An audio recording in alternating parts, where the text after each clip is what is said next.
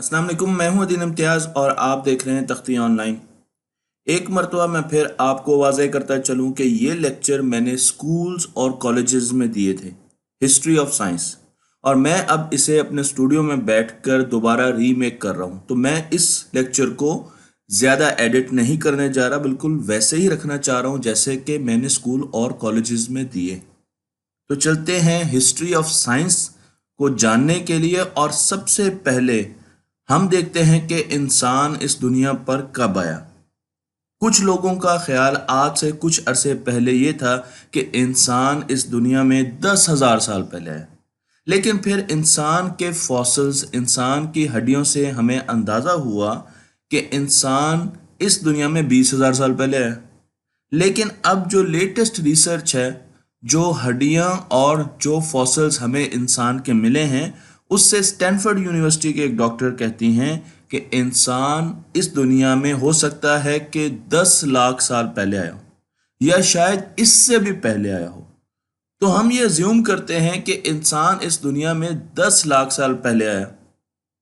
और आप जानते हैं कि इंसान ने दुनिया पर सबसे पहली तस्वीर कब बनाई?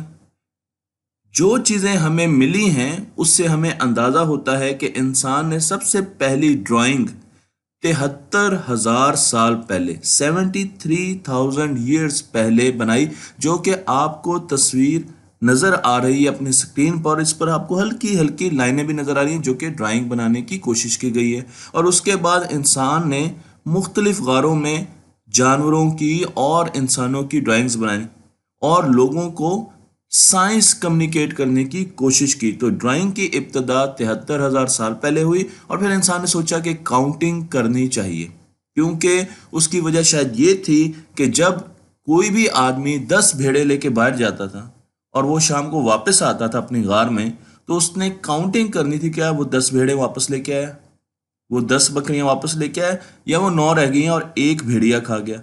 तो सबसे पहले जो काउंटिंग शुरू की, जो हमारे पास सबूत है, एविडेंस है, वो हमें ये बताते हैं कि इस बोन पर, इस हड्डी पर काउंटिंग शुरू की गई।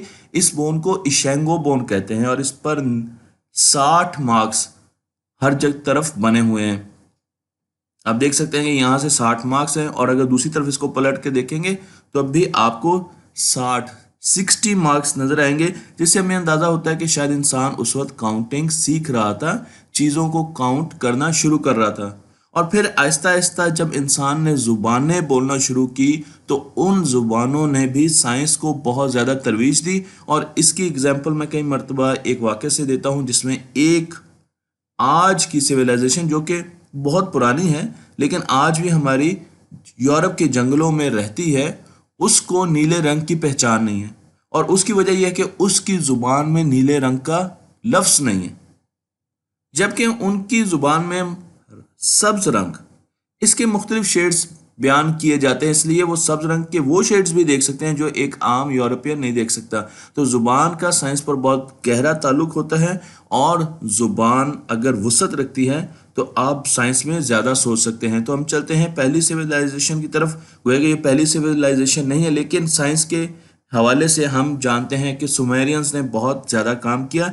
6,000 साल पहले की सिविलाइजेशन की बात कर रहा हूँ। तो 6,000 साल से हमारा साइंस का दौर शुरू होता है, और आप देख सकते हैं कि इन 6,000 सालों में हमने कितनी तरक्की की, और आखिरी 200 सालों में हमने कितनी तरक्की की। तो इससे ये अंदाज़ा होता है कि साइंस हमें आहिस्ता आहिस्ता आगे लेके जा रही है और इसे पढ़ने की ज़रूरत है। तो मैं यहाँ पर आपको सुमेरियंस की कुछ बिल्डिंग्स दिखा रहा हूँ जो कि हम सोचते हैं कि उन्होंने ऐसी बनाई होंगी। सुमेरियंस की सबसे ज़बरदस्त इजाद, पहली इजाद पहिया थी। आप देख सकते हैं कि वो खेती बाड़ी करते थे, इसलिए उनको पहिए की ज़रूरत थी ताकि वो अपने बैलों का इस्तेमाल कर सकें। और उसके साथ साथ उन्होंने नंबर सिस्टम दिया। ये जो नंबर सिस्टम है ये आपको आज भी बड़ी जगह पर नज़र आता है, क्योंकि इन नंबर्स में 12, 36, 24, 60, कुछ नंबर्स को बहुत ज़्यादा अहमियत हासिल थी। और उसकी वजह यह थी कि मैं आपको यहाँ पर दिखाता हूँ कि अगर आप अपनी उंगलियों को इस तरीके से काउंट करें कि उसके बीच का हिस्सा 1, फिर 2, फिर 3, तो एक उंगली को आप 3 हिस्सों में तकसीम कर सकते हैं। इसी तरीके से दूसरी उंगली को 4, 5, 6, 7, 8, 9, 10 और 12 तक आप इन 4 उंगलियों पर काउंट कर सकते हैं। अंगूठा हमने इस्तेमाल नहीं करना। तो हम एक मरतबा इन 4 उंगलियों पर 12 काउंट कर सकते हैं और फिर दूसरे हाथ का अंगूठा नीचे कर देते हैं। उसके बाद दोबारा 12 काउंट करेंगे और फिर दूसरी फिंगर नीचे कर देंगे तो 24 आ जाएगा। फिर 12 काउंट करेंगे और तीसरी फिंगर 36, फिर 48, फिर 60। तो इस तरीके से दोनों हाथों का इस्तेमाल करते हुए सुमेरियन 60 तक गिनती काउंट कर सकते थे। तो आप यहाँ पे देख सकते हैं कि सुमेरियंस ने इसीलिए हमें छोटे नंबर दिए, और जब हम उनको देखते हैं, उनके काम को देखते हैं, तो हमें अंदाजा होता है कि 1 घंटे में 60 मिनट क्यों होते हैं, 1 मिनट में 60 सेकंड क्यों होते हैं, 60 का वर्ड, 60 का न्यूमेरिक आया कहाँ से, एंगल हम 30, 60, 120, 60 में क्यों मेजर करते हैं। इसी तरीके से जब हम नेविगेशन करते हैं तो लॉन्गिट्यूड और लैटिट्यूड में भी हमें एंगल्स नज़र आते हैं, और उसकी वजह यह कि ये तमाम चीज़ें सुमेरियन से इंस्पायर होकर बनाई गई हैं। सुमेरियंस को एस्ट्रोनॉमी का भी बहुत शौक था और वो सितारों को बड़े गौर से देखते थे। वो देखते थे कि कुछ सितारे बहुत जल्दी गायब हो जाते हैं, मूव करते हैं, और फिर उनको बाद में तो एहसास नहीं हुआ, लेकिन आज के इंसानों को पता है कि वो सितारे नहीं थे, वो सियारे थे। लेकिन वो सितारों को, उनकी डायरेक्शन को मेजर करने की कोशिश करते थे। अब हमारे पास एक दूसरी सिविलाइजेशन आती है जिसे इंडस सिविलाइजेशन कहते हैं, जिस पर आज हम खुद मौजूद हैं, जिस जगह पर, यहाँ पर दरिया सिंध की सिविलाइजेशन है, और इस सिविलाइजेशन ने बहुत ज़्यादा काम किया। आप देख सकते हैं कि यहाँ पर ज्योमेट्री का काम हुआ, ज्योमेट्री की इब्तिदा यहाँ से हुई, और उस पर मैं अपनी अलग वीडियो बना चुका हूँ। और इसी तरीके से एक और सिविलाइजेशन की तरफ चलते हैं जिसे मिस्र की या इजिप्शियंस कहा जाता है, मिस्र की सिविलाइजेशन कहा जाता है। और ये सिविलाइजेशन, इसने साइंस में बहुत ज़्यादा काम किया। सबसे पहले इन्होंने सिंबल्स देने शुरू किए। आपको यहाँ पर पिक्टोग्राफ नज़र आ रहा है, मुख्तलिफ सिंबल्स मुख्तलिफ चीज़ों के बारे में बताते थे, जो कि आज हम काफ़ी हद तक डिकोड कर चुके हैं। ये वो सिविलाइजेशन है जिसने हमें स्याही दी। सबसे पहले पेपर और स्याही, इंक, इन्होंने बनाई और लिखना शुरू किया, सिंबल्स बनानी शुरू की। इन्होंने बड़े बड़े नंबर बनाए। सुमेरियंस ने छोटे छोटे नंबर बनाए थे, लेकिन इनके पास बहुत ज़्यादा गुलाम होते थे, इनको बड़े नंबरों की ज़रूरत होती थी।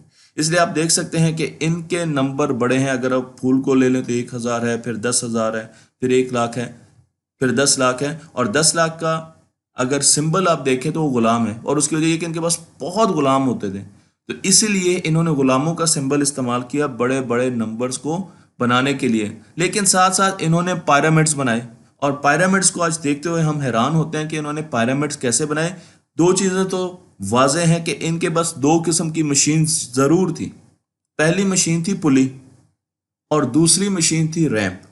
इसके बगैर पिरामिड्स नहीं बन सकते। तो इनके पास ये दोनों मशीनें मौजूद थी जिनका इन्होंने इस्तेमाल किया, बल्कि उससे भी ज़्यादा टेक्नोलॉजी का इस्तेमाल किया। ज़राअत भी करते थे और ज़राअत के ज़रिए अपनी ग़िज़ा पैदा करते थे। तो सबसे पहले प्लो, जो ज़मीन को बीज डालने के लिए तैयार करते हैं, आपको यहाँ पर एक प्लो नज़र आ रहा है, तो ये सबसे पहले मिस्रियों ने बनाया था। इसी तरीके से मिस्री ये देखते थे कि सूरज ज़मीन के गिर्द घूमता है। गोया कि हम आज जानते हैं कि ज़मीन सूरज के गिर्द घूमती है, लेकिन जब वो खड़े होकर देखते थे उनको लगता था कि सूरज आहिस्ता आहिस्ता मूव करता है और उससे हमारे शेडोज़ मूव करते हैं। और उन्होंने ये सोचा कि शेडो की मूवमेंट से हम वक्त का अंदाज़ा लगा सकते हैं। मैं इस पर मुकम्मल वीडियोस बना चुका हूं कि किस तरीके से उन्होंने बढ़ते और कम होते सायों से वक्त का अंदाज़ा लगाया। लेकिन आप देख सकते हैं कि उन्होंने हमें पहला क्लॉक दिया जिसे सन डायल कहते हैं। ये क्लॉक हमेशा धूप में चलता था और धूप में साए की वजह से हमें वक्त का अंदाज़ा हो जाता था। इसी तरीके से मिस्रियों ने सितारों की कंस्टलेशंस बनाई, मुख्तलिफ शक्लें बनाई। मैं आपको यहाँ पर एक शक्ल दिखा रहा हूँ जिसमें आपको एक जंगजू लड़ता हुआ नजर आ रहा है जिसके पास एक ढाल है और एक तलवार है।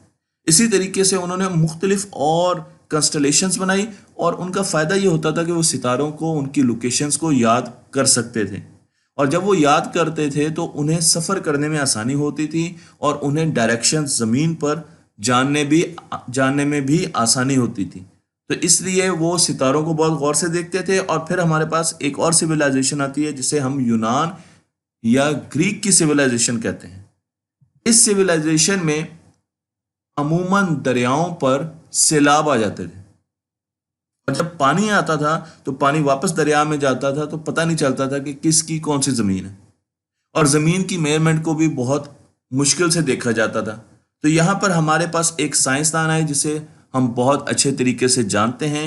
इनका नाम है फिसागोरस, पाइथागोरस। और पाइथागोरस ने हमें एक आइडेंटिटी दी, एक रिलेशन दिया, और उन्होंने हमें बताया कि अगर एक राइट ट्रायंगल की दोनों साइड्स को स्क्वायर करके जमा किया जाए तो वो तीसरी साइड के बराबर होता है। और इससे उन्होंने मदद ली मेजरमेंट के लिए, ज़मीन की मेजरमेंट के लिए उन्हें बहुत ज़्यादा मदद मिली, और इस पर मैं मुकम्मल वीडियो बना चुका हूँ। गोया कि इजिप्शियंस को पाइथागोरस उनके बाद आए थे तो उनको इल्म नहीं था, लेकिन उन्होंने इन्हीं ट्रिपलेट्स को इस्तेमाल किया अपने पिरामिड्स बनाने में। और इन पर भी क्योंकि उन्होंने एक और यूनिट यूज़ किया था, तो मैंने वहाँ पर डिटेल में वीडियो बनाई है कि किस तरीके से वो इस थ्योरम को ना जानते हुए भी इस थ्योरम से फ़ायदा उठा रहे थे। फिर हमारे पास इसी दौर में, यूनानी दौर में, एक और फिलोसोफर आते हैं, मैथमेटिशियन आते हैं, जिन्हें यूक्लिड कहा जाता है।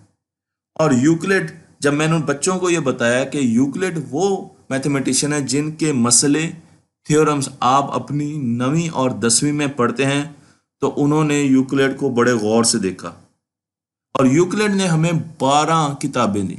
उन 12 किताबों में ट्रिग्नोमेट्री, ज्योमेट्री के मुख्तलिफ मसले थे। आज भी हम उन मसलों को लेकर आगे चलते हैं, और इसी तरीके से हमने ज्योमेट्री में आहिस्ता आहिस्ता तरक्की की। फिलोसोफर्स के बगैर ये काम मुकम्मल नहीं हो सकता। अरिस्टोटल और प्लेटो के बगैर यूनान की तारीख मुकम्मल नहीं हो सकती। लेकिन यूनान के फिलोसोफर्स का ये ख्याल था कि मैथमेटिक्स और हमारी रियल वर्ल्ड का कोई ताल्लुक नहीं। ज्योमेट्रिक शेप एक ऐसी यूनिवर्स को रिप्रेजेंट करती हैं जो आइडियल है। तो इसलिए हम कायनात को, हम अपनी गैलेक्सी को, गैलेक्सी का वैसे उस वक्त कॉन्सेप्ट तो नहीं था, लेकिन हम अपनी दुनिया की किसी चीज़ को भी मैथमेटिक्स से डिफाइन नहीं कर सकते, मॉडल नहीं कर सकते, क्योंकि वो तो बड़ी रैंडम चीज़ें नज़र आती हैं। हम इस पहाड़ी को देखें, क्या इस पहाड़ी को आप डिफाइन कर सकते हैं मैथमेटिक्स की फॉर्म में? आज तो हमें पता है कि हम कर सकते हैं, लेकिन यूनानी ये समझते थे कि मैथमेटिक्स एक एब्स्ट्रैक्ट चीज़ है, एक हवाई चीज़ है, और उसका ताल्लुक ज़मीन से या रियल वर्ल्ड से नहीं है। इसी दौर में अर्शमीदस पैदा हुए, जिन्होंने हमें बताया कि क्यों जहाज़ पानी में नहीं डूबते। ये वही साइंसदान है जो कि यूरिका कहते हुए अपने बाथ टब से भागते हुए बादशाह की तरफ गए, क्योंकि बादशाह ने इनको कहा था कि एक ऐसा जहाज़ बनाना है जो पानी में ना डूबे, वरना तुम्हारी खैर नहीं। तो इन्होंने ये देखा और इन्होंने हमें बायंसी का रूल दिया, जिसने बताया कि अगर कोई ऐसी चीज़ पानी में गिराई जाती है जो पानी को ज़्यादा डिस्प्लेस करती है, तो उसके डूबने के चांसेस कम हैं, क्योंकि उस पर एक बायंसी की फोर्स भी एक्ट कर रही है। और अगर उसकी शेप ऐसी है कि वो पानी को ज़्यादा डिस्प्लेस नहीं करता, तो अब बायोंसी की फोर्स इतनी ज़्यादा एक्ट नहीं करेगी और वो डूब जाएगा। इसलिए पानी में सुई डूब जाती है और गेंद, बड़ी गेंद नहीं डूबती। मैं मुकम्मल वीडियो बना चुका हूँ, आप देख सकते हैं। अर्शिमीदस ने पाई को भी कैलकुलेट करने की कोशिश की और काफ़ी हद तक वो पाई के करीब पहुंच गए। लेकिन उसके साथ साथ अर्शिमीदस ने, वो एब्स्ट्रैक्ट साइंटिस्ट माने जाते हैं, लेकिन एक ऐसा काम किया जिससे उन्होंने टेक्नोलॉजी दी। और वो काम ये था कि जब भी जंग होती थी तो उनका ये ख्याल था कि अगर बड़े बड़े लेंस लेकर हम साले समंदर पर लगाएं तो उससे जो रोशनी रिफ्लेक्ट होगी उससे जहाज़ों के बादबान या जहाज़ों को जलाया जा सकता है। ये एक ऐसा आइडिया था जो बाद में टेक्नोलॉजी में बदला। क्योंकि ये टॉक मैंने लोकल स्कूलों में देनी थी, इसलिए मैंने इंडियंस के बारे में, हिंदुओं के बारे में बहुत ज़्यादा बात नहीं की। लेकिन हिंदुओं ने मैथमेटिक्स और एस्ट्रोनॉमी में बहुत काम किया, उन पर मैं मुकम्मल काफ़ी वीडियोस बना चुका हूँ। ट्रिग्नोमेट्री में हिंदुओं ने बहुत ज़्यादा काम किया है, और ट्रिग्नोमेट्री में साइन कोसाइन से लेकर बहुत कॉम्प्लेक्स रिलेशंस इंडियंस की तरफ से आए हैं। इंडियंस ने हमें नंबर सिस्टम भी दिए जो कि आज हम यूज़ करते हैं, बाद में उन्हें अरब्स ने अडॉप्ट किया। लेकिन उसके साथ साथ जो इनका बहुत बड़ा कंट्रीब्यूशन है हिंदुओं का और इंडियंस का, वो ये है कि इन्होंने ज़ीरो का डिजिट बनाया, जिससे आज हमारी गिनती आगे की तरफ जा रही है, वरना हम 9 तक शायद रुके होते हैं। तो सबसे पहले ब्रह्मा गुप्ता है जिन्होंने हमें ज़ीरो के बारे में बताया, और ज़ीरो से आगे फिर ट्रिग्नोमेट्री की ईजाद हुई। लेकिन मैं आपको कुछ जंतर मंतर की बातें भी बताना चाहता हूँ। हम समझते हैं कि जंतर मंतर एक जादुई चीज़ है, लेकिन जंतर मंतर इंडिया में मौजूद 5 ऑब्जर्वेटरीज का नाम है जहां पर एस्ट्रोनॉमर्स, लोग, साइंसदान इकट्ठे होते थे और वो खला की बातें करते थे। वो चांद और सूरज के दरमियान कितना रास्ता है उसको निकालने की बात करते थे, ट्रिग्नोमेट्रिक रेशियोज का इस्तेमाल करते हुए। तो मैथमेटिक्स का इस्तेमाल करते हुए, ये 16वीं सदी की बात है, ये ज़्यादा दूर की बात नहीं है, 16वीं 17वीं सदी की बात है। मैंने जब इस पर मुकम्मल वीडियो बनाई तो मुझे इंडिया से बहुत से लोगों ने बताया कि ये ऑब्जर्वेटरी उनके घरों के पास है, 500 मीटर के फासले पर है। तो जंतर मंतर एक ऐसी ऑब्जर्वेटरी थी जहां पर एस्ट्रोनॉमी का बहुत ज़्यादा काम हुआ, और उसके साथ साथ हमारे पास चाइनीज़ डायनेस्टीज़ भी थी, लेकिन मैं उनको ज़्यादा डिस्कस नहीं करूंगा अपनी प्रेजेंटेशन में। अब हम एक और सिविलाइजेशन की तरफ आते हैं, एक और दौर की तरफ आते हैं जिसे अरब्स का दौर कहा जाता है, मुसलमानों का दौर कहा जाता है। कुछ लोग ये कहते हैं कि आप वर्ड मुसलमान ना इस्तेमाल किया करें, तो उनके लिए मैं ये वाजे करता जाऊं कि मैं क्रिश्चियंस का वर्ड भी यूज़ करता हूं, मैं हिंदुओं का वर्ड भी यूज़ करता हूं, और मैं मुसलमानों का वर्ड भी यूज़ करता हूं। आपको यहाँ पर मैं दिखा रहा हूं कि नक्शे पर मुसलमानों ने 6वीं ईस्वी के बाद बहुत ज़्यादा कैप्चर किए इलाके, और उनके पास काफ़ी बड़ा इलाका आ गया। अब मुसलमानों ने इस दौर में बहुत ज़्यादा तरक्की की, साइंस में बहुत ज़्यादा तरक्की की। तो हम देखते हैं कि वो क्या वजूहात थी जिनकी वजह से मुसलमानों ने साइंस में इतनी ज़्यादा तरक्की की।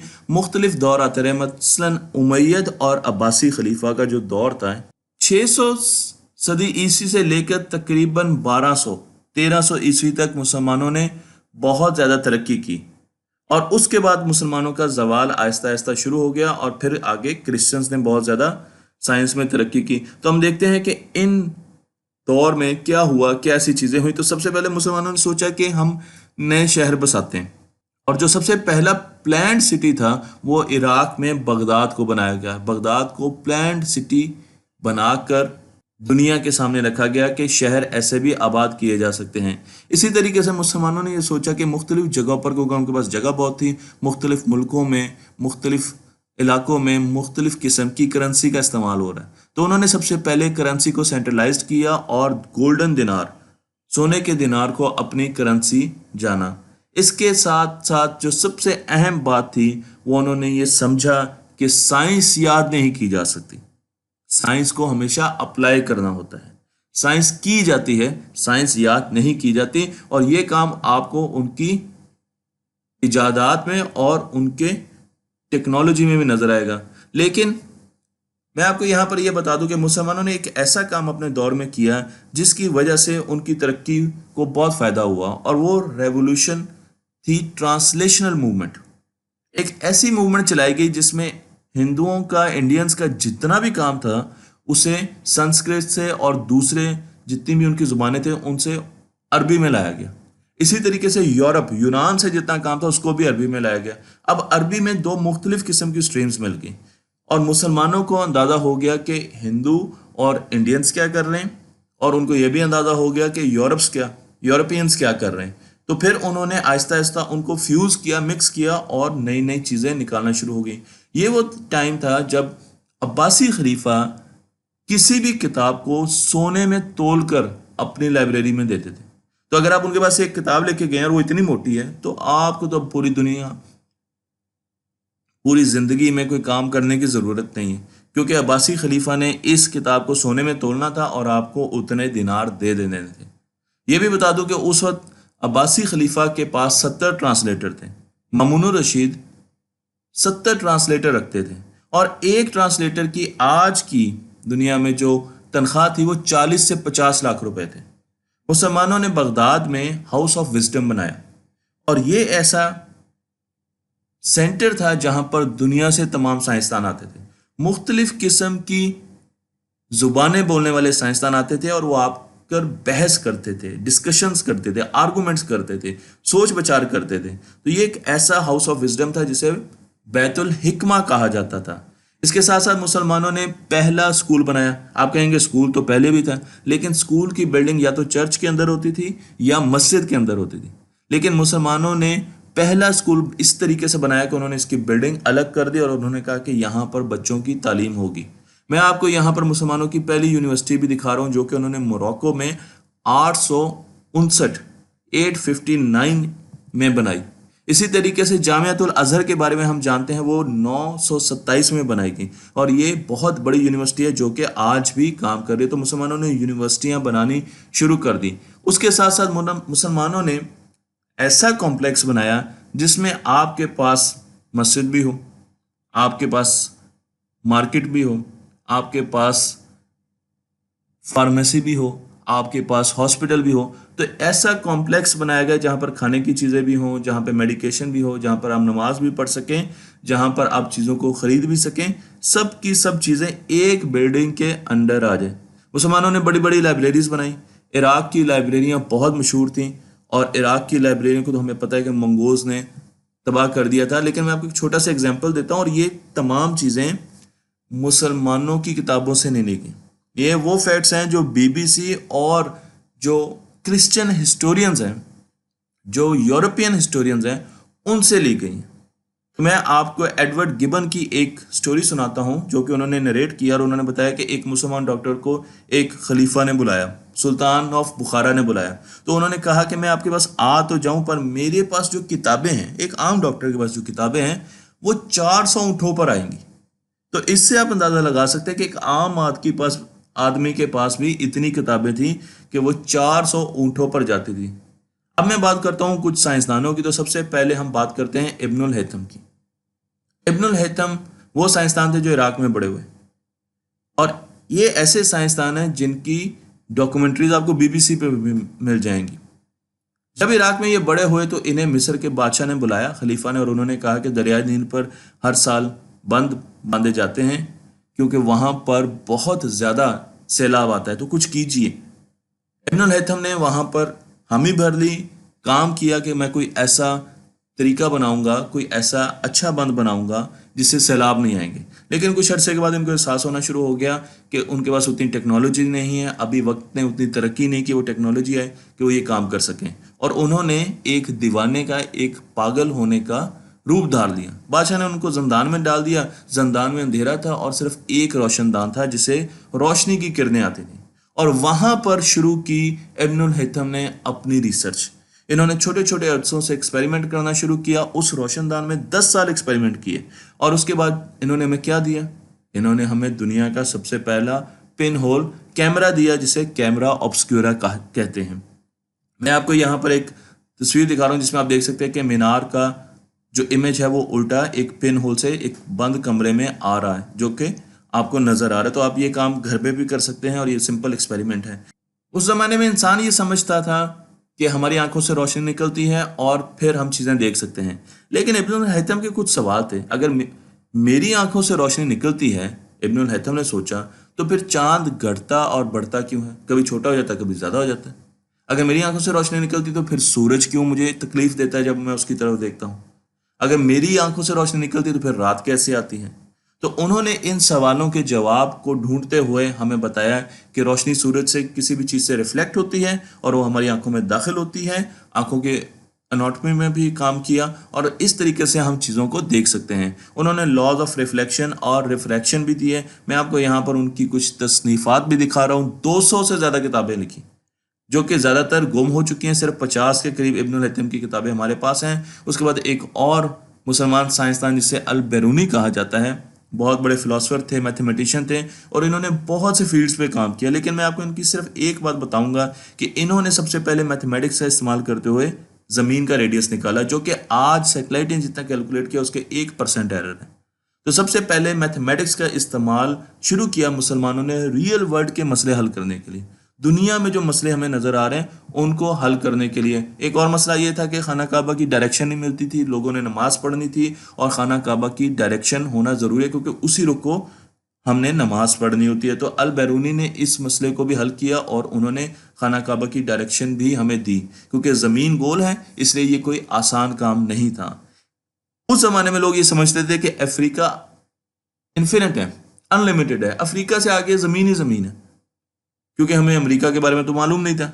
अल बैरूनी ने यह बताया कि नहीं, अफ्रीका के आगे भी पानी है, समंदर हैं। और इसी तरीके से उन्होंने इंडस वैली के बारे में डिटेल में बताया कि यहाँ पर बहुत बड़े बड़े दरिया थे जिससे इंडस वैली बनी है। मैं आपको पहले भी ये बता चुका हूँ कि हमारे पास जो नंबर आए वो इंडियन से आए, हिंदुओं से आए। तो आप यहाँ पर मुमासलत दे सकते हैं कि हमारे पास जितने भी नंबर है, अगर हम 2 इस तरीके से लिखते हैं, इसको अगर टेढ़ा कर लिया जाए, आप देखें तो ये 2 ये हिंदू न्यूमेरिक है और ये मुस्लिम न्यूमेरिक है, इसलिए 3 आप देखें 3 की 2 में काट दें तो आपको 3 यहाँ पर नजर आ जाएगा। और नंबर्स जो मुसलमानों में दिए वो हमें एक मुसलमान साइंसदान ने दिए जिनका नाम था अल-ख्वारिज़मी। अल-ख्वारिज़मी ने ना सिर्फ मुसलमान साइंसदान ने ना सिर्फ नंबर दिए बल्कि इन्होंने अलजबरा की बुनियाद रखी। इन्होंने एक्स को दरियाफ्त किया, जिस एक्स को आजकल हम ढूंढते हैं, उसकी वैल्यू को ढूंढते हैं, अल-ख्वारिज़मी ने उसका नाम रखा अश-शयउन। इसके अलावा एल्गोरिदम्स अल-ख्वारिज़मी से बने।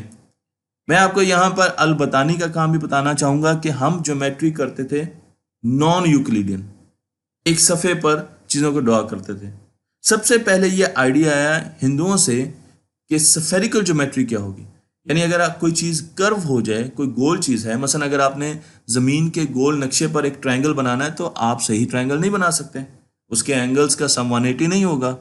तो फिर स्फेरिकल ज्योमेट्री, जिस पर मैं एक मुकम्मल वीडियो बना चुका हूँ, वो उस पर काम कैसे किया जाए, ये काम शुरू किया हिंदुओं ने।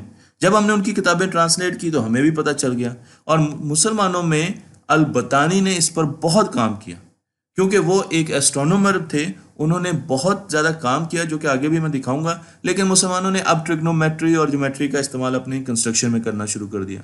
आपको उनकी बनाई हुई चीज़ों में ज्योमेट्री नज़र आएगी, आपको नई नई चीज़ें नज़र आएंगी, आपको डोम नज़र आएंगे, आपको मीनार नज़र आएंगे, आपको गुंबद नज़र आएंगे, आपको फव्वारे नज़र आएंगे, आपको पानी का सिस्टम नज़र आएगा, क्योंकि फव्वारों को चलाने के लिए पानी का सिस्टम और प्रेशराइज्ड पानी का सिस्टम भी चाहिए। इसी तरीके से आपको मुख्तलिफ किस्म की ज्योमेट्रिक शेप्स नज़र आएंगी और उनका नफीस इस्तेमाल नज़र आएगा। मैं यहाँ पर यह भी बता दूं कि मुसलमानों ने रोशनी का मुकम्मल इस्तेमाल किया अपनी बिल्डिंग्स में। उनकी बिल्डिंग्स रोशन होती थी और वहाँ पर रोशनदान बनाए जाते थे। इसी तरीके से आप यहाँ पर मुख्तलिफ किस्म के रोशनदान देख सकते हैं, और ये भी देख सकते हैं कि मुसलमानों ने रंग बरंगे ग्लासेस का इस्तेमाल बहुत ज़्यादा किया अपनी बिल्डिंग्स में। मैं ये कभी कभी सोचता हूँ कि अगर आज उनकी बिल्डिंग इसी तरीके से तरक्की करती तो आज हम कैसी बिल्डिंग बना रहे होते हैं। लेकिन चलें, अब हम मुलाकात करते हैं केमिस्ट्री के बानी से, जाबिर बिन हयान, जिन्हें मॉडर्न केमिस्ट्री का बानी कहा जाता है। ये हम ही कहते हैं क्योंकि गोरों की जितनी भी किताबें देख लें, डॉक्यूमेंट्रीज देख लें, मैं शायद ये कह सकता हूँ कि मुझसे ज़्यादा डॉक्यूमेंट्रीज पाकिस्तान में किसी ने नहीं देखी होंगी। मैं आपको ये बता दूं कि गोरों की तमाम डॉक्यूमेंट्रीज यूनान से शुरू होकर जंप लेती हैं और सीधा 1313वीं सदी में आ जाती हैं, और बीच में जो इतना बड़ा पोर्शन है उसको स्किप कर दिया जाता है। इसलिए मैंने ज़रूरी समझा कि अगर मैं हिस्ट्री ऑफ साइंस बनाऊं तो मैं सारी चीज़ों को बीच में मद्देनज़र रखूं। मुसलमान उस ज़माने में बहुत ज़्यादा तजारत करते थे, आप यहाँ पर तजारती रूट देख सकते हैं, तो इसलिए मुसलमानों ने केमिस्ट्री में भी बहुत तरक्की की, क्योंकि जाबिर बिन हयान ने सबसे पहले परफ्यूम्स बनाने शुरू किए, खुशबुएं बनाने, इतर बनाने शुरू किए, और उसके लिए एक प्रोसेस का इस्तेमाल किया जिसे डिस्टिलेशन कहते हैं। इसी तरीके से जाबिर बिन हयान ने अब बताया फिल्ट्रेशन कैसे की जाती है, सब्लिमेशन, एवेपोरेशन, ये तमाम जितने भी प्रोसेस हैं ये जाबिर बिन हयान ने बताए। और इसी तरीके से जाबिर बिन हयान ने बहुत से लैब इक्विपमेंट बताए। आप देख सकते हैं हम फ्लास्क यूज़ करते हैं, हम बीकर्स यूज़ करते हैं, ये तमाम के तमाम ज़्यादातर चीज़ें जाबिर बिन हयान ने बनाई, और उससे हमें अंदाज़ा हुआ कि इन चीज़ों को लैब में इस्तेमाल करना है। जाबिर बिन हयान ने सल्फ्यूरिक एसिड को बनाया, दरियाफ्त किया। मैंने आपको बता चुका हूँ कि उन्होंने मुख्तलिफ परफ्यूम्स बनाए, लेकिन साथ साथ सोप भी बनाया। मज़े की बात यह है कि सोप 300 साल तक हमारी ऐसी बड़ी प्रोडक्ट रहा है जो हम यूरोप को सेल करते थे, बेचते थे, और इससे हमने बहुत ज़्यादा मुबादा कमाया। यूरोपियंस ने तकरीबन 13वीं सदी में जाकर साबुन बनाना सीखा, जबकि मुसलमान तकरीबन 300 साल 400 साल पहले साबुन बना चुके थे, और साबुन एक बड़ी चीज़ थी जो कि यूरोप में भेजी जाती थी। बज़ाहिर ये छोटी सी चीज़ लगती है, इसीलिए जाबिर बिन हयान की किताबों को अंग्रेज़ी में यूरोप की ज़ुबानों में ट्रांसलेट किया गया। तो यहाँ पर आप उनकी किताब देख सकते हैं, उनका नाम जबर लिखा गया है, जाबिर से, और इस किताब को बड़े अरसे तक 18वीं सदी तक गोरों ने यूरोपियन यूनिवर्सिटीज़ में पढ़ाया। मैं आपको यहाँ पर यह भी बता दूं कि मुख्तलिफ किस्म के अलॉयज़ भी बनाए जाबिर बिन हयान ने। उन्होंने स्टील को बनाया जो कि एक अलॉय है आयरन और कार्बन का, तो उन्होंने मुख्तलिफ धातुओं को इस्तेमाल करते हुए, इकट्ठे करते हुए, उनको नई चीज़ें बनाने का भी बहुत ज़्यादा शौक था। अब हम एक और साइंसदान की तरफ आते हैं जिनका नाम है अल-राज़ी। इन्होंने बुक लिखी द बुक ऑफ सीक्रेट्स। और सबसे पहले अल राजी ने मिनरल्स को ग्रुप करना शुरू किया मुख्तलिफ टेबल्स में। आज आप पीरियोडिक टेबल देखते हैं और आप डिमिट्री मेंडलेव का नाम सुनते हैं, लेकिन अल राजी वो पहले साइंसदान थे जिन्होंने प्रॉपर्टीज, केमिकल प्रॉपर्टीज की बेसिस पर ये डिसाइड किया कि हमें मिनरल्स को मुख्तलिफ ग्रुप्स में लेकर जाना है। इसी तरीके से अल राजी ने डाइट थेरेपी दी।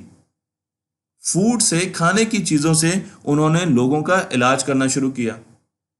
मुझे हमेशा ये बताया जाता था कि डिविंची वो साइंसदान थे जिन्होंने सबसे पहले उड़ने की कोशिश की, लेकिन जब मैंने हिस्ट्री पढ़ी तो मुझे पता चला कि अब्बास इब्ने फरनास वो मुस्लिम साइंसदान थे जिन्होंने एक ऐसी मशीन बनाई जिसके ज़रिए उड़ सकते थे।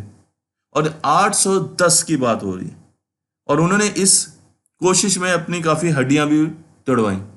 लेकिन हमें कभी भी अब्बास इब्ने फरनास का नाम नहीं बताया जाएगा बीबीसी की डॉक्यूमेंट्रीज में और नोवा की डॉक्यूमेंट्रीज में। मुसलमानों ने नई नई खाने की चीज़ें और मशरूबात भी ईजाद किए। मैं आपको कॉफ़ी की बात करूं तो कॉफ़ी मुसलमानों ने बनाई, और उसकी वजह यह थी कि एक चरवाहा, उसकी ऑब्जर्वेशन थी कि जब भी बकरियां किसी ख़ास दरख्त के पास जाती हैं तो उसके चीज़ें खाने के बाद, उसका फ्रूट खाने के बाद वो बहुत ज़्यादा एनर्जेटिक हो जाती हैं। तो फिर इंसानों ने आहिस्ता आहिस्ता उन बीन्स का इस्तेमाल किया, कॉफ़ी के बीन्स का इस्तेमाल करना शुरू किया, और फिर पता चला कि इसका कहवा और इसकी कॉफ़ी बहुत ज़बरदस्त होती है, बहुत एनर्जी देती है। ये वो टाइम था जब लिटरेचर में भी मुसलमान बहुत आगे थे। आपको अरेबियन नाइट्स की 1001 कहानियाँ याद होंगी।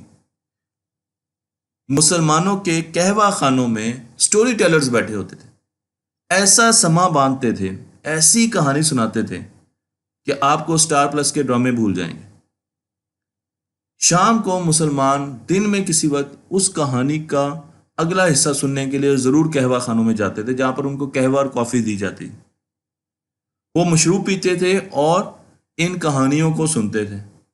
लेकिन अब हम बात करेंगे एक ऐसे इंजीनियर की जो शायद हमारी नज़रों से ओझल रह गए। इनका नाम है अल जज़ारी, और आपने इनका काम देखना, फिर आपको अंदाज़ा होगा कि अल जज़ारी ने किस दर्जे का काम किया। तो मैं सबसे पहले अल जज़ारी का एलिफेंट क्लॉक आपको दिखा रहा हूँ। ये एक ऐसा क्लॉक है जो टाइम को कैलकुलेट करता है। इस पर मैं मुकम्मल वीडियो बना चुका हूँ, लेकिन मैं आपको यहाँ पर थोड़ा सा बता दूँ कि इस हाथी के पेट में एक पानी का पॉन्ड है, और जैसे जैसे पानी उसको खाली करता है, मसलन आपके 1 घंटे में खाली करता है, तो उसके बाद उसको दोबारा भर दिया जाता है। फिर दूसरी मरतबा खाली करते हैं तो हर मरतबा एक काउंट अप कर दिया जाता है। तो हमारे पास टाइम 1 घंटा, 2 घंटे, 3 घंटे, इस तरीके से क्लॉक आ जाता है। तो मैं आपको बड़े सिंपल तरीके से इसको बता रहा हूँ, लेकिन इस पर मैंने तफसीली वीडियो बनाई है। इसी तरीके से अल जज़ारी ने हमें वाटर पंप दिए जो कि पानी को पंप कर सकते हैं। मैंने आपको तस्वीरें भी दिखाई हैं। डबल सक्शन पंप दिए, विंड मिल बनाई। पानी के पंप्स तो उन्होंने दिए ही दिए, लेकिन उसके साथ साथ विंड मिल बनाई, और उस विंड मिल से हम आगे मैकेनिकल काम लेते थे। अल जज़ारी ने उस वक्त की दुनिया का सबसे बड़ा वाटर व्हील बनाया। तो आप अल जज़ारी को देख सकते हैं कि वो इंजीनियरिंग में काफ़ी शौक रखते थे। इसी तरीके से हमारे पास एक और साइंसदान थे, हसन अल रमा, और उन्होंने दुनिया का सबसे पहले टॉर्पीडो बनाया। मैं आपको उस टॉर्पीडो की तस्वीरें यहाँ पर दिखा रहा हूँ, और ये टॉर्पीडो जब आप इनकी डिटेल में ये पढ़ें, स्क्रिप्ट पढ़ें, तो वो बताते हैं कि इस टॉर्पीडो में गन पाउडर है, और ये आहिस्ता आहिस्ता तैरता हुआ जाएगा, और जिस चीज़ से जाकर लगेगा उस चीज़ को तबाह कर देगा। तो आप बता सकते हैं कि ये दुनिया का सबसे पहला टॉर्पीडो है, ये दुनिया का सबसे पहले मिसाइल है। मुसलमानों ने डैम बनाए, पानी को स्टोर करने के लिए मुख्तलिफ किस्म के डैम बनाए। 17वीं सदी का एक डैम जिसे खाजू डैम कहा जाता है वो मैं आपको दिखा रहा हूँ। इसी तरीके से ग्लास और क्रॉकरी की इंडस्ट्री में हमने बहुत ज़्यादा काम किया, नए नए डिज़ाइन बनाए। मैं आपको यहाँ पर 6 सिलेंडर वाटर पंप दिखा रहा हूँ। आप यहाँ पे देख सकते हैं कि 6 सिलेंडर है, और यहाँ पर पानी को हम ट्रांसपोर्ट कर रहे हैं। तो हमारे पास यहाँ पर 6 सिलेंडर वाटर पंप है जो कि मुसलमानों ने बनाया। इसी तरीके से पहला हस्पताल मस्जिद के साथ ये मुसलमानों ने बनाया, और ये तुर्की में बनाया गया। मैं आपको ये भी बता दूं कि फार्मेसी का कॉन्सेप्ट बगदाद से आया, मुसलमानों ने दिया। इससे पहले फार्मेसी का कॉन्सेप्ट नहीं था दुनिया में। तो मुसलमानों ने ऐसी जगह बनाई जहां पर आप मेडिकेशंस के लिए, मेडिसिन के लिए जा सकते हैं। मुसलमानों ने बहुत बड़े बड़े सर्जन्स पैदा किए। मसलन एक सर्जन की बात करूंगा, अल जहरवी ने 200 इंस्ट्रूमेंट बनाए जराही के, सर्जरी के। आप उनकी तस्वीरें यहाँ पर देख सकते हैं और इनमें से ज़्यादा इंस्ट्रूमेंट आज भी हम इस्तेमाल कर रहे हैं। इसी तरीके से इब्न सीना से मिलते हैं जो कि फिजिशियन है और इन्होंने बहुत सी किताबें लिखी। इनकी किताब द कैनन ऑफ मेडिसिन, इसकी 5 जिल्दें हैं, बहुत मोटी मोटी जिल्दें हैं। आज यानी 19वीं सदी में, पिछली सदी में यूरोप में पढ़ाई जाती थी, अभी भी रेफरेंस बुक के तौर पे रखा जाए। तो आप देख सकते हैं कि कितना पुराना, 1000 साल पुरानी किताब आज भी यूरोप में रेफरेंस बुक के तौर पर रखी जाती है। और इन्होंने मुख्तलिफ किस्म की चीज़ें हमें बताई, मसलन आंखों के स्ट्रक्चर के बारे में बताया। फिर हमें 15वीं सदी में घोड़े की एनाटॉमी के बारे में साइंसदानों ने बताया। हमें ह्यूमन बॉडी के बारे में बताया कि ह्यूमन बॉडी में क्या क्या चीज़ें होती हैं। आपको मैं यहाँ पर तस्वीरें दिखा रहा हूँ। हमें ये मालूम नहीं था कि ह्यूमन बॉडी के अंदर क्या चीज़ें होती हैं। मुसलमानों ने गार्डन्स बनाए और उनमें भी अपना स्टाइल नज़र आता है उनका। मुझे मुसलमानों की ये चीज़ बहुत पसंद है कि उनकी बनाई हुई चीज़ों में उनका अपना स्टाइल नज़र आता था, जो कि आज के मुसलमानों में नहीं है। आज हम कॉपी करने में ज़्यादा, चीज़ों को नकल करने में ज़्यादा रुझान रखते हैं, लेकिन हमें अपनी जो अपना स्टाइल होता है, जो ओरिजिनल चीज़ होती हैं, उनको बनाने में शायद हम उतने इंटरेस्टेड नहीं होते। तो मैं आपको बताता चलूँ कि मुसलमानों ने दुनिया का सबसे पहला मैप बनाया। ये मैप आप इस वक्त देख सकते हैं और ये मैप इब्नुल वर्दी ने बनाया 14वीं सदी में। इसी तरीके से मुसलमानों ने शहरों के मैप्स बनाने शुरू किए। तो प्लानिंग करना, क्योंकि जब आपके पास मैप होता है तो आप प्लान कर सकते हैं। तो आप देख सकते हैं कि यहाँ पर मुख्तलिफ शहरों के मुसलमानों ने मैप बनाए, सिटी मैप्स बनाए और बताया कि इनमें रोड्स कहाँ हैं, इनमें नहर कहाँ है, घर कहाँ है, किस तरीके से हमने इसको आबाद करना है। तो मैं आपको यहाँ पर मुख्तलिफ किस्म के मैप्स दिखा रहा हूँ। और इसके साथ साथ एस्ट्रोनॉमी में भी मुसलमानों ने बहुत काम किया। मसलन अल खुजंदी एक मुसलमान साइंसदान थे 10वीं सेंचुरी के, और उन्होंने हमें बताया कि दुनिया, हम ये समझते थे कि दुनिया बिल्कुल अप स्ट्रेट है, लेकिन उन्होंने बताया कि दुनिया टिल्टेड है। आज हम ये जानते हैं कि दुनिया, हमारी जो वर्ल्ड है वो टिल्टेड है, अर्थ टिल्टेड है और वो तकरीबन 23 डिग्री के करीब एंगल रखती है, एंगल ऑफ टिल्ट। यही चीज़ सबसे पहले अल खुजंदी ने बताई थी और उन्होंने वो टिल्ट कैलकुलेट भी किया था। मैं आपको उनका इंस्ट्रूमेंट भी दिखा रहा हूँ। अब आप एक और साइंसदान की तरफ आए जिनका नाम है अल जाहिज। ये वो साइंसदान है जिन्होंने बायोलॉजी में, लाइफ साइंसेज में बहुत ज़्यादा काम किया। और इनकी अगर आप बुक्स पढ़ें तो आपको एवोल्यूशन के बारे में पता चलेगा कि जानवरों में एवोल्यूशन को बहुत डिटेल में इन्होंने डिस्कस किया। मैं आपको इनकी किताबों में कुछ तस्वीरें दिखाता हूं और उन तस्वीरों से आप अंदाज़ा लगाएं कि इन्होंने किस किस्म का काम किया होगा। इन्होंने हमें बताया कि जानवर आहिस्ता आहिस्ता वक्त के साथ बदलते हैं और ये चीज़ इन्होंने अपनी बुक ऑफ एनिमल्स में लिखी, अल जाहिज ने। और अल जाहिज तकरीबन डार्विन से 1000 साल पहले आए थे, लेकिन हमें आज तक अल जाहिज के काम के बारे में नहीं बताया गया। इब्ने बतूता से मिलते हैं जो कि अपने ऊंट पर घर से निकले, 75,000 किलोमीटर, बल्कि मील हैं, 75,000 मील उन्होंने ट्रेवल किए दुनिया को, 40 मुल्कों में घूमे, 30 साल लगाए और फिर उन्होंने बड़ी किताबें लिखी। उनकी किताबों में इतने मज़े मज़े के वाक़यात थे क्योंकि वो इतनी दुनिया घूम चुके थे, उन्होंने इतने लोगों को मिला था कि वो किताबें बहुत ज़्यादा मशहूर हुई। मैं आपको यहाँ पर इब्ने बतूता का रास्ता दिखाता हूँ। तो आप देखिए, वो माली भी गए, वो सऊदी अरेबिया भी गए, वो तुर्की भी गए, वो ईरान भी गए, वो यूरोप की तरफ भी निकल गए। अच्छा जी, वहाँ से होते हुए फिर समरकंद, बुखारा, दिल्ली, इंडिया, फिर आप देखें तो चाइना की तरफ चले गए। तो अमेरिका को छोड़कर और ऑस्ट्रेलिया को छोड़ के उन्होंने हर जगह को टच ज़रूर कर दिया। मुसलमानों ने ऐसे इंस्ट्रूमेंट्स बनाए जिनके ज़रिए हम डायरेक्शन को मेयर कर सकते थे। और मैं यहाँ पर आपसे जिक्र करूँगा अल किंदी का। वैसे तो ये बड़े फिलोसफर थे और इन्होंने 240 किताबें लिखी, मैथमेटिशियन भी थे, लेकिन साथ साथ इन्होंने फ्रीक्वेंसी एनालिसिस को सबसे पहले अल किंदी ने जन्म दिया और इन्होंने कुरान में मुख्तलिफ लफ्ज़ों की फ्रीक्वेंसी को मेजर किया और फिर उसका फ्रीक्वेंसी एनालिसिस किया। यहाँ पर यह चीज़ वाज़े करता जाऊँ कि इससे पहले इंसान ये समझता था कि सन, सूरज, हमारी कायनात हमारे सोलर सिस्टम के बीच में और हमारी ज़मीन उसके गिर्द चक्कर लगा रही है, जिसे जियोसेंट्रिक मॉडल कहा जाता था। और फिर हम आज जानते हैं कि सूरज बीच में है और ज़मीन उसके गिर्द चक्कर लगाती है, जिसे हेलियोसेंट्रिक मॉडल कहा जाता है। जिस ज़माने में मुसलमान थे उस वक्त जियोसेंट्रिक मॉडल को माना जाता था, लेकिन अल-बतानी ने स्फेरिकल ज्योमेट्री का इस्तेमाल करते हुए इस पर बहुत ज़्यादा रिसर्च की। मैं आपको यहाँ पर कायनात का एक मॉडल दिखा रहा हूँ। ये मॉडल इस वक्त आपको तस्वीर की शक्ल में नज़र आ रहा है, लेकिन कुछ अरसे पहले मेरे दोस्त समरकंद बुखारा गए तो उन्होंने मुझे बताया कि ये मॉडल वहाँ की ऑब्जर्वेटरीज में पड़ा हुआ है और मैंने उनको कहा आपने तस्वीर क्यों नहीं खींची, ताकि मैं रियल मॉडल उनको दिखा सकता। इसके बीच में ज़मीन है और इर्द गिर्द हमें सितारे नज़र आ रहे हैं। आप देखें तो यहाँ पर हमें मुख्तलिफ किस्म के सितारे नज़र आ रहे हैं। ज़मीन के गिर्द तमाम चीज़ें घूम रही हैं। तो ये एक जियोसेंट्रिक मॉडल है। मुसलमानों ने ऑब्जर्वेटरीज बनाई। उन ऑब्जर्वेटरीज में हम आसमान का मुआयना करते थे, सितारों को देखते थे, सूरज को देखते थे और उस वक्त हमें मालूम नहीं था, लेकिन हम प्लैनेट्स को भी देखते होते थे। तो मैं यहाँ पर आपको कुछ ऑब्जर्वेटरीज का दिखा रहा हूँ, शक्ल दिखा रहा हूँ, तो आप यहाँ पर उनकी शक्ल भी देख सकते हैं। इसी तरीके से नासिर अल दीन अल तूसी, इन्होंने बहुत ज़्यादा काम किया ज़मीन, आसमान, स्पेस, एस्ट्रोनॉमी में, और इन्होंने हमें एक तूसी कपल दिया जिसमें दो सर्कुलर चीज़ें मूव करती हैं और वो एक लीनियर मोशन प्रोड्यूस करती हैं।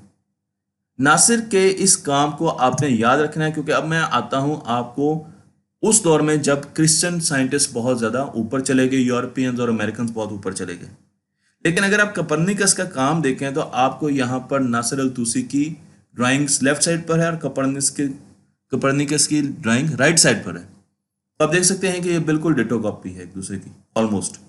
इवन लेटर्स को भी अगर आप देखें तो जहाँ पर ट इस्तेमाल हुआ वहाँ पर टी इस्तेमाल हुआ, इसी तरीके से लेटर्स भी बिल्कुल वैसे के वैसे ही हैं।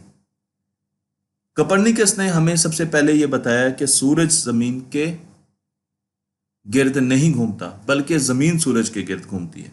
कपरनिकस ने यह बताया कि हम हेलियोसेंट्रिक यूनिवर्स में रहते हैं, लेकिन कपरनिकस का काम उन 1000 साल के कामों के बाद आया जिनको हमने बिल्कुल फरामोश कर दिया।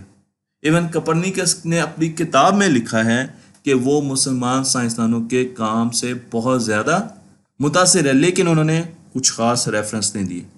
कपरनिकस के हेलियोसेंट्रिक मॉडल के बाद हमारे पास गैलीलियो है, जो कि एक बहुत बड़े साइंसदान थे। 1564 से 1642 तक आया और इनका जो सबसे अहम काम था वो ये था कि इन्होंने ईसाइयों में एक जंग लड़ी कि साइंस को आप जगह दें, क्योंकि उस वक्त का चर्च साइंस के खिलाफ था। गैलीलियो ने टेलीस्कोप बनाई और टेलीस्कोप के ज़रिए उन्होंने आसमान को देखना शुरू किया। तो उन्हें नज़र आया कि मुख्तलिफ प्लैनेट्स, जिस तरह वीनस है, वो भी आहिस्ता आहिस्ता चांद की तरह बढ़ता और कम होता है। उन्होंने ये भी देखा कि चांद को अगर करीब से देखा जाए तो उसमें आपको बहुत से गड़े नजर आएंगे, उतना खूबसूरत नहीं है जितना दूर से लगता है। उन्होंने ये भी देखा कि अगर दूर के किसी प्लैनेट को हम देखें तो उसके गिर्द छोटे छोटे स्टेरिक जो उन्होंने बनाए चीज़ें मूव कर रही हैं, लेकिन आज हम ये जानते हैं कि ये उसके चांद है। तो अगर उन्होंने सैटर्न को और जुपिटर और बाकी तमाम प्लैनेट्स को देखा, तो अब मैं सैटर्न की बात करूंगा, तो जब वो सैटर्न को देखते थे तो क्योंकि उनकी टेलीस्कोप बहुत धुंधला दिखाती थी तो उनको पता नहीं चलता था कि इसकी शक्ल कैसी है। तो उन्होंने इसकी मुख्तलिफ किस्म की शक्लें बनाई, जो कि मैं आपको लेफ्ट साइड पर दिखा रहा हूँ। इसी तरीके से गैलीलियो ने मोशन को डिफाइन करने की भरपूर कोशिश की, मोशन को समझने की कोशिश की, और उन्होंने हमें बताया कि अगर हम किसी ऐसी जगह चले जाएं जहाँ पर हवा ना हो तो हम एक भारी चीज़ और एक हल्की चीज़ को गिराएं तो वो एक ही वक्त पर ज़मीन पर गिरेंगी। और ये एक्सपेरिमेंट हमने उनकी मौत के तकरीबन 200 साल बाद अपोलो 15 का जब हमारा मिशन चांद पर गया तो उस पर किया, और बिल्कुल वही चीज़ सामने आई जो कि गैलीलियो ने बताई थी। गैलीलियो के बाद आते हैं न्यूटन। न्यूटन 1643 में आते हैं और उन्होंने 3 बड़े काम किए। पहला ये कि उन्होंने लाइट पर बहुत काम किया और उन्होंने हमें बताया कि लाइट 7 रंगों से मिलकर बनती है। इसी तरीके से उन्होंने गैलीलियो से बेहतर और छोटी टेलीस्कोप बनाई। मैं इस पर पूरी वीडियो बना चुका हूं, लेकिन उनका जो सबसे अहम काम था वो ये था कि वो ये देखते थे कि सूरज के गिर्द कॉमेट्स क्यों मूव करते हैं एक पाथ में। अगर आप देखें ये कॉमेट आ रहा है, वो सूरज के गिर्द इस तरीके से जाता है। इस चीज़ को उन्होंने अपनी किताब में इसकी ड्राइंग भी बनाई। फिर वो ये भी सोचते थे कि सूरज के गिर्द चीज़ें घूमती हैं, ज़मीन घूमती है, ज़मीन के गिर्द चांद घूमता है, और अगर हम ज़मीन पर आ जाएं तो हर चीज़ ज़मीन की तरफ गिरती है। मैं आपको यहाँ पर वो कॉमेट की तस्वीर दिखा रहा हूँ जो कि न्यूटन ने बनाई थी। ये कॉमेट सूरज के गिर्द जा रहा है। तो उन्होंने ये देखा कि आप हर चीज़ एक दूसरे को अट्रैक्ट करती है और हर चीज़ मोशन में भी है।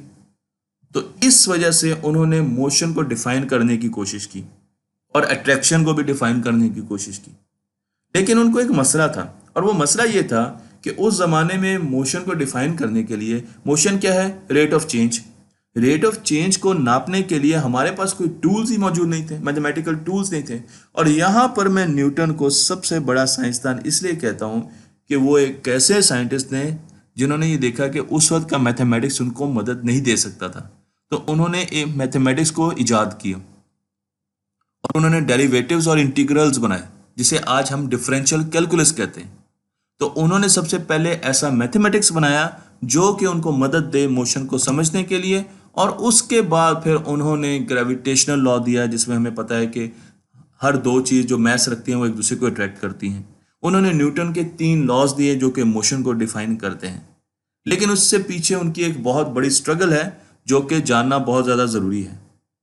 न्यूटन ने कायनात को एक्सप्लेन करने की कोशिश की, लेकिन अभी भी कायनात में एक्सप्लेन करने को बहुत कुछ था, जिसके लिए आइंस्टाइन को आना था।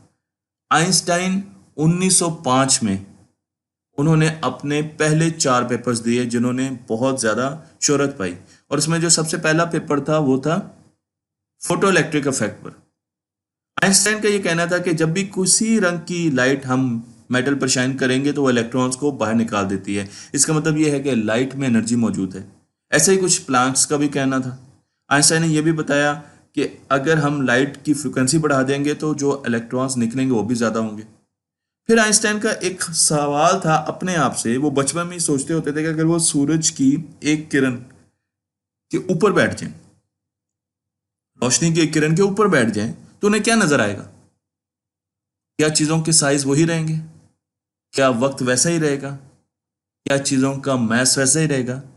और इस चीज़ के लिए उन्होंने बहुत ज़्यादा स्ट्रगल की, और उन्होंने हमें स्पेशल थ्योरी ऑफ रिलेटिविटी दी जो हमें यह बताती है कि अगर हम मूव करें तेज़ विद स्पीड ऑफ लाइट तो हमारे मैस, हमारी क्लॉक, टाइम, साइज में फ़र्क आ जाएगा। लेकिन आइंस्टाइन ने मोशन के साथ साथ ग्रेविटी को भी जांचा, और उन्होंने सोचा कि ग्रेविटी का क्या टाइम पर कोई इफेक्ट है? क्या कोई घड़ी खला में है और कोई घड़ी ज़मीन पर है, तो उनका वक्त गुजरता एक जैसा है या उसमें फ़र्क आ जाता है? और इस सोच के पीछे उन्होंने हमें जनरल थ्योरी ऑफ रिलेटिविटी दी, और फिर उन्होंने हमें यह भी बताया कि ग्रेविटी, या आप अगर सिंपल वर्ड्स में कहें तो जब भी कोई मैसिव बॉडी स्पेस में मौजूद होती है तो वो स्पेस टाइम कर्व को बेंड करती है, जिस पर मैं बहुत बड़ी बड़ी वीडियोस, 1-1 घंटे की वीडियोस बना चुका हूं जो आप देख सकते हैं। और अगर कोई रोशनी गुजरती है तो वह हमें यह लगता है कि वो बेंड हो रही है, बज़ाहिर हमें यह लगता है कि वो बेंड हो रही है, लेकिन रोशनी शॉर्टेस्ट पाथ ले रही होती है। तो ये आइंस्टाइन की जनरल थ्योरी ऑफ रिलेटिविटी थी। बिल्कुल ऐसे ही है जैसे एक बच्चा सीसा में बैठता है तो उसने हमेशा नीचे की तरफ ही आना है। इसी तरीके से जब स्पेस टाइम कर्व करते हैं तो फिर सूरज या ज़मीन, उन्होंने उस स्पेस टाइम कर्व को देखते हुए ही मूव करना है, शॉर्टेस्ट पाथ लेना है, उनके पास कोई और ऑप्शन नहीं होता। तो आइंस्टाइन ने कहा कि क्या सेब ज़मीन पर गिरता है या ज़मीन ऊपर उठती है और सेब अपनी जगह पर रहता है? तो दोनों के मुख्तलिफ पॉइंट ऑफ व्यूज थे। आइंस्टाइन की इक्वेशन को जब सॉल्व किया तो उसमें से 2 चीज़ें निकली। पहली चीज़ थी वर्म होल, जो आज तक हम अभी बना नहीं सके, ना दरियाफ्त कर सके हैं, जिसके ज़रिए हम खला में, स्पेस में एक जगह से दूसरी जगह बहुत कम वक्त में पहुंच सकते हैं। लेकिन दूसरी चीज़ थी ब्लैक होल्स, एक ऐसी जगह जहां पर फिजिक्स के लॉस ब्रेक हो जाते हैं, आइंस्टाइन के अपने लॉस ब्रेक हो जाते हैं। ये वो जगह है जिसकी ग्रेविटी बहुत ज़्यादा होती है, और अगर इसके एक हिस्से से आगे हम चले जाएं तो फिर लाइट भी वापस नहीं आ सकती। ये वही जगह है जहां अगर हम इसके बहुत करीब चले जाएं, जिसे इवेंट होराइजन कहा जाता है, उससे आगे चले जाएं तो फिर रोशनी भी वापस नहीं आ सकती। मैं ब्लैक होल्स पर बहुत सी वीडियोस बना चुका हूं, लेकिन ब्लैक होल्स को आइंस्टाइन की इक्वेशंस ने तो बताया ही बताया, हमने इसे डिस्कवर भी किया है, लेकिन इस पर एक बड़े साइंसदान स्टीफन हॉकिंग्स ने बहुत ज़्यादा रिसर्च की और उन्होंने हमें यह भी बताया कि वक्त के साथ साथ Aahista Aahista black holes evaporate हो रहे हैं। ब्लैक होल्स जब कोई चीज़ खाते हैं तो बड़े होते हैं, लेकिन फिर वक्त के साथ साथ आहिस्ता आहिस्ता वो रेडिएट करते हैं अपनी एनर्जी और वो एवेपोरेट हो रहे हैं। उसे हॉकिंग रेडिएशंस कहा जाता है। 2019 में हमने पहला M87 ब्लैक होल देख लिया है, जिस पर मैं एक वीडियो बना चुका हूं। तो इसका मतलब यह है कि आइंस्टाइन ने आज से 100 साल पहले जो प्रेडिक्शन की थी मैथमेटिक्स के जरिए, आज हमें उसका एक्सपेरिमेंटल प्रूफ मिल चुका है। तो मैथमेटिक्स हमें बहुत पहले चीज़ों को बता देता है और उसका प्रूफ एक्सपेरिमेंटेशन के जरिए हमें बहुत बाद में मिलता है, जब उस लेवल की टेक्नोलॉजी हम बना चुके होते हैं। मैं आपको ये भी बता दूं कि डार्विन जब आए तो उन्होंने 1800 में अपनी एवोल्यूशन की थेरीज देना शुरू की। मैंने आपको बताया था कि अलजाहिज ने यह काम बहुत पहले कर लिया था, लेकिन उनका नाम हमें किताबों में नहीं मिलेगा। डार्विन ने हमें बायोलॉजी की शाख दी जो कि साइंसेस से अलग होगी। इसी तरीके से फिजिक्स अलग हो चुकी थी, केमिस्ट्री अलग हो चुकी थी। फिजिक्स तो ग्रीक्स के दौर में ही अलग हो चुकी थी और उन्होंने हमें बताया कि स्पीशीज आहिस्ता आहिस्ता वक्त के साथ साथ अपने आप को चेंज करती हैं। आइंस्टाइन के साथ साथ नील बोहर भी काम कर रहे थे एटम पर। वो एटम यानी जमीन को छोटे लेवल पर देखने के लिए बेताब थे। उन्होंने एटम पर बहुत ज्यादा काम किया और एक नई डिसिप्लिन ऑफ साइंस को जन्म दिया जिसे क्वांटम मैकेनिक्स कहते हैं। और उनके साथ उनकी मदद की श्रोडिंगर ने, जो कि आपको ऐनकों के साथ नजर आ रहे हैं, और इसी तरीके से हमें डिब्रॉय नजर आ रहे हैं नीचे। तो ये तमाम साइंसदान थे जो कि एटम्स के मुख्तलिफ किस्म के मॉडल्स बना रहे थे। तो मैं आपको यहाँ पे दिखा रहा हूँ कि एटम्स के मुख्तलिफ किस्म के मॉडल्स, क्योंकि हम एटम को देखना चाहते थे वो है कैसा। इन मॉडल्स पर मैं पूरी डॉक्यूमेंट्रीज बना चुका हूँ और ये भी बताऊँ कि जब हम एटम को स्टडी कर रहे थे तो हमें ये भी पता चला कि एटम से लाइट जनरेट होती है, क्योंकि जब भी एटम में इलेक्ट्रॉन एक जगह से दूसरी जगह जंप करते हैं तो वो लाइट प्रोड्यूस करते हैं और उस लाइट की फ्रीक्वेंसी डिफरेंट हो सकती है, कलर डिफरेंट हो सकता है। अब हमें ये पता चला कि अच्छा, इस तरीके से सन में हर वक्त हाइड्रोजन और हीलियम की लाइट प्रोड्यूस हो रही होती है। उनके एटम्स मिलकर लाइट प्रोड्यूस कर रहे होते हैं। तो हमें सन के बारे में भी समझ आना शुरू होगी जब हम छोटे लेवल पर गए, जब हमने एटम को समझना शुरू किया। एक और चीज़ हमें बताई डिब्रॉय ने कि किसी भी चीज़ के दो नेचर होते हैं, एक पार्टिकल नेचर होती है, एक वेव नेचर होती है। तो अगर मैं पार्टिकल नेचर में आपको नज़र आ रहा हूँ तो मेरे साथ एक छोटी सी वेव भी अटैच्ड है जो कि बहुत छोटी है। लेकिन अगर आप छोटे लेवल पर चले जाएंगे, इलेक्ट्रॉन के लेवल पर चले जाएंगे, तो इलेक्ट्रॉन छोटा पार्टिकल आपको नजर आएगा, लेकिन उसके साथ जो वेव अटैच है वो एटम के साइज की है, तो वो बहुत बड़ी है। इसलिए छोटे लेवल पर जाके हमें वेव नेचर को इग्नोर करना बहुत मुश्किल लगता है। इसलिए हम दोनों नेचर्स को, पार्टिकल और वेव नेचर को, इग्नोर नहीं कर सकते। क्वांटम मैकेनिक्स का इस्तेमाल करते हुए, उसको पढ़ते हुए आहिस्ता आहिस्ता इंसानों ने क्वांटम कंप्यूटर बनाए जो कि आने वाले दिनों में, आने वाले दौर में बहुत ज़्यादा काम करने जा रहे हैं। मसलन मैं आपको एक छोटी सी एग्जांपल दे दूं कि अगर आपने एक नॉर्मल क्वांटम कंप्यूटर का इस्तेमाल किए बगैर, एक सिंपल कंप्यूटर जो आज की दुनिया में है, कॉफ़ी का, कैफीन का मॉलिक्यूल प्रॉपर तरीके से एनालाइज करना है, तो आपको हमारी गैलेक्सी के बराबर कंप्यूटर चाहिए। लेकिन आपको बहुत ही छोटा क्वांटम कंप्यूटर चाहिए ये पूरा काम करने के लिए, जो कि शायद एक हॉल में आ जाएगा।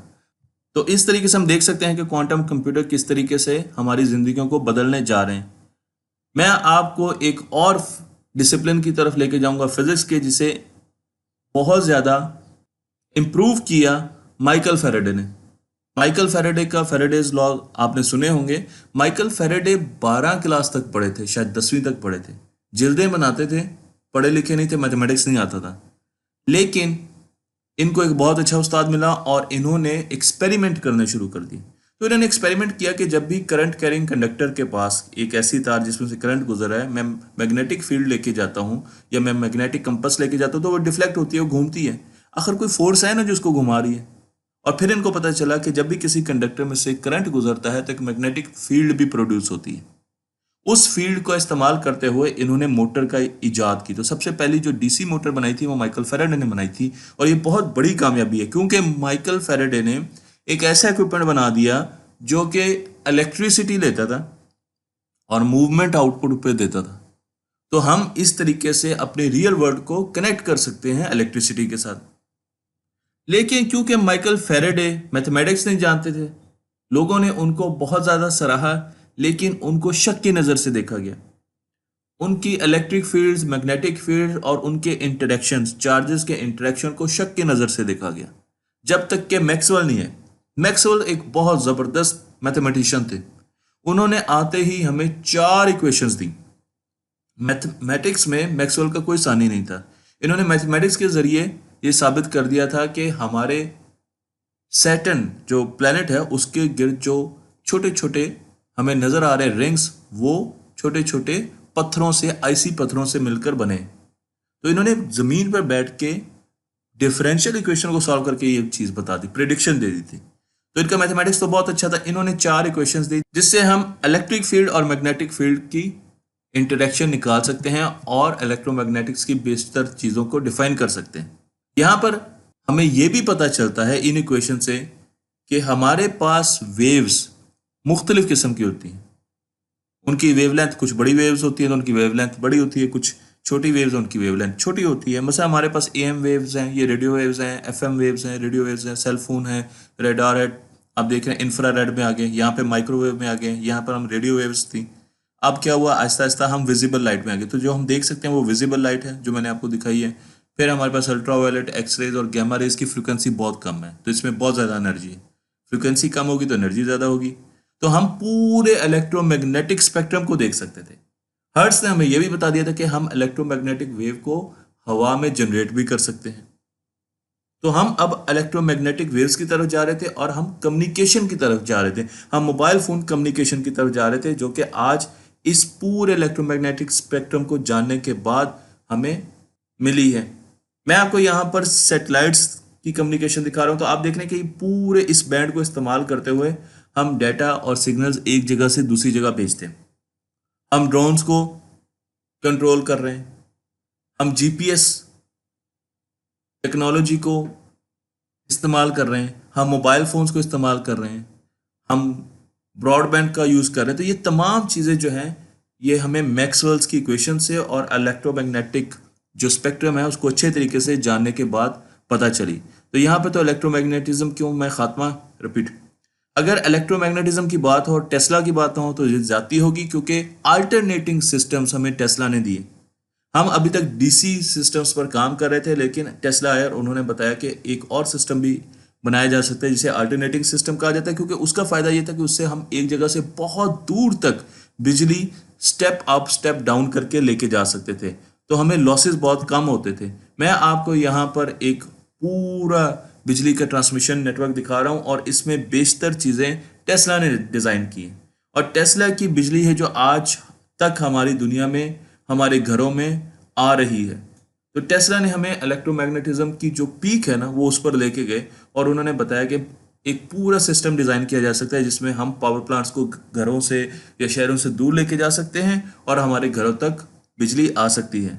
मैं ये जानता हूँ कि इसमें बहुत से अभी भी साइंसदानों के नाम नहीं है जो कि डिज़र्व करते थे हिस्ट्री ऑफ साइंस में आने के लिए, लेकिन महदूद वक्त में हिस्ट्री ऑफ साइंस को बताने के लिए, और इसमें अभी हमने बहुत लेटेस्ट चीज़ें, आर्टिफिशियल इंटेलिजेंस और इस किस्म की चीज़ें नहीं डाली। इसी तरीके से इलेक्ट्रॉनिक्स की तरफ मैंने ट्रांजिस्टर्स को और उन चीज़ों को डिस्कस नहीं किया, लेकिन आप समझ चुके होंगे कि इंसान ने आहिस्ता आहिस्ता कैसे तरक्की की। और पिछले कुछ सालों में, कुछ 100 सालों में जब हमने साइंस को बहुत अच्छे तरीके से काम करना उस पर शुरू किया, उसको वक्त दिया, तो साइंस ने हमें तरक्की दी। हमने साइंस को वक्त दिया और साइंस ने हमें तरक्की दी। तो मुझे उम्मीद है कि आपको ये डॉक्यूमेंट्री पसंद आई होगी। तख्ती ऑनलाइन को लाइक कीजिए, शेयर कीजिए और इस इल्म को दूसरों तक पहुंचा दीजिए।